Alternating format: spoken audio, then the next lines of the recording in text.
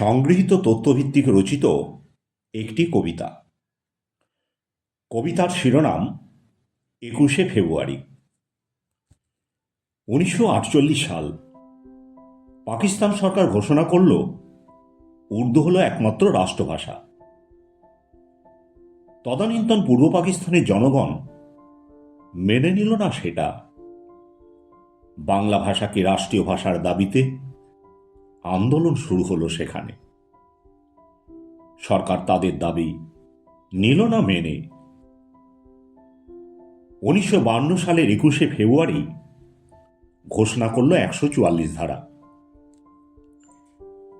ঢাকা বিশ্ববিদ্যালয়ের ছাত্ররা সরকারের ঘোষণা অমান্য করে ছোট ছোট মিছিলে সমবেত হল কলাভবনের সামনে। প্রথমে পুলিশ বাধা দিল না তাদের। ক্রমশ সংখ্যা বৃদ্ধি পেতে থাকলো ছাত্রছাত্রীদের। গাজীউল হকের সভাপতিত্বে শুরু হলো প্রতিবাদ সভা ঢাকার লালবাগে। পুলিশ ছুড়ল কাঁদানে গ্যাস, লাঠিচার্জ করল ছাত্রদের মিছিলে। রাষ্ট্রভাষা সংগ্রাম পরিষদের আহ্বায়ক ও সভাপতি উভয়ই ১৪৪ ধারা ভাঙার পক্ষে দিলেন বক্তৃতা। তখন সময় সকাল ৯টা। পূর্ব পাকিস্তান আইন পরিষদের সদস্যদের আহ্বান জানানো হল সাধারণ জনগণের মতামতকে বিবেচনা করার। তখন বেলা ১১টা। ঢাকা বিশ্ববিদ্যালয়ের ছাত্ররা ১৪৪ ধারা ভেঙে শুরু করল মিছিলে যোগদান। মিছিলের উপর পুলিশ ছুড়ল কাঁদানে গ্যাস। কাঁদানে গ্যাস ব্যবহার বন্ধ করার অনুরোধ জানালেন বিশ্ববিদ্যালয়ের উপাচার্য। কিন্তু কয়েকজন ছাত্রকে গ্রেপ্তার করল পুলিশ। তখন ছাত্রদের মধ্যে ছড়িয়ে পড়ল বিদ্রোহের আগুন। দুপুর ২টো আইনসভার সদস্যদের আইনসভায় প্রবেশ করতে বাধা দিল ছাত্ররা। কিন্তু সদস্যরা জানায় তারা তাদের দাবি জানাবে আইনসভায়। তখন ছাত্ররা করল তাদের মতের পরিবর্তন। সদস্যরা প্রবেশ করলেন আইনসভায়।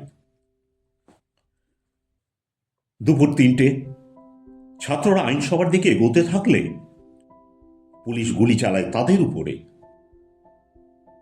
গুলির আঘাতে বহু ছাত্র লুটিয়ে পড়ল মাটিতে।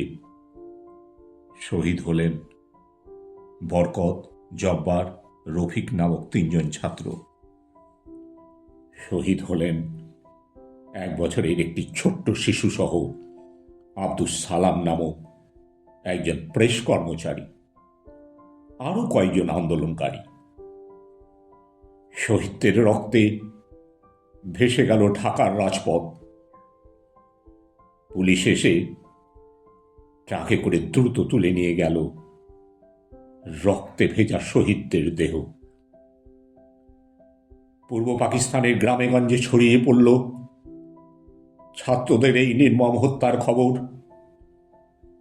সরকারের এই পৈশাচিক কার্যকলাপে তুষের আগুনের মতো তীব্র ক্রোধ জ্বলে উঠল জনগণের মধ্যে। ছাত্রদের আন্দোলন নিল জনমানুষের রূপ।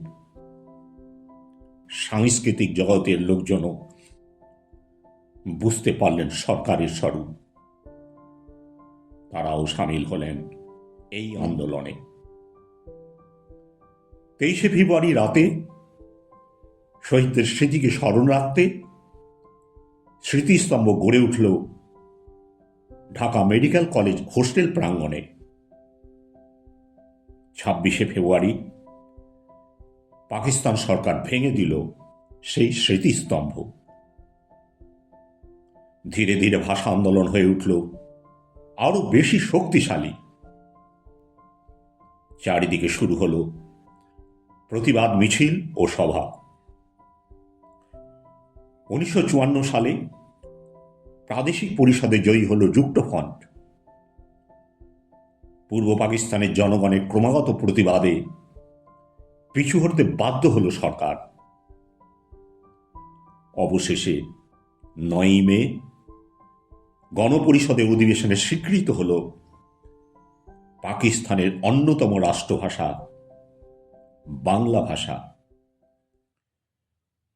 কলমে ও কণ্ঠে রবীন্দ্রনাথ সরকার,